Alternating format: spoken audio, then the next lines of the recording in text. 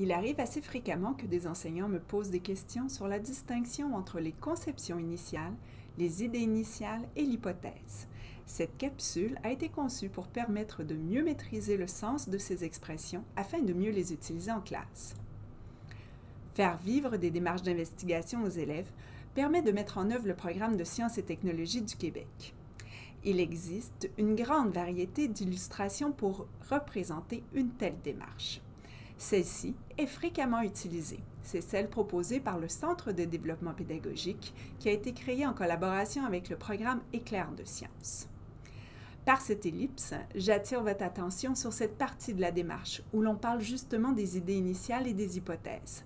Je reviendrai plus loin sur la distinction entre ces deux concepts. Mais tout d'abord, démêlons la différence entre les idées initiales et les conceptions initiales. L'expression idée initiale dans la présentation de la démarche a été adoptée pour travailler avec les élèves.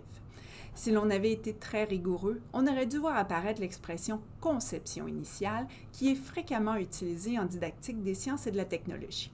Mais cela pouvait engendrer des confusions avec un autre type de conception que nous faisons en sciences et technologies, la conception d'un objet. Puisque les enfants ont déjà un grand nombre de mots polysémiques à maîtriser, cette entourloupette du vocabulaire a donc été adoptée.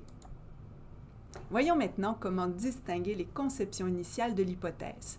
Nous allons l'illustrer avec un exemple. Prenons donc une question assez fréquente en enseignement des sciences. Qu'est-ce qui est nécessaire pour la germination d'une graine? Lorsqu'on pose une question aux enfants, il faut s'attendre à toute une ribambelle de réponses. Sans entrer dans les détails de la didactique des sciences, ces réponses sont en fait les conceptions initiales des élèves. Un élève peut en avoir une, plusieurs ou parfois pas du tout. Voici des exemples d'idées initiales pour répondre à la question posée plus tôt. Dans une classe, on peut tester tout cela, mais il est nécessaire de tester un seul facteur expérimental à la fois, ou si vous préférez, une seule variable. Sans quoi, l'expérimentation risque bien de ne pas nous donner de réponse.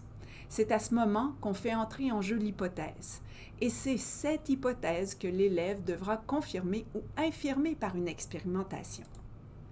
On demandera donc à l'élève de travailler avec une seule hypothèse à la fois. Et c'est aussi simple que cela.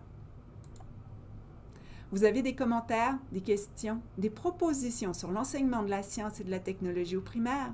Consultez le site web La science et la technologie au primaire de la CSDM ou contactez-moi par courriel.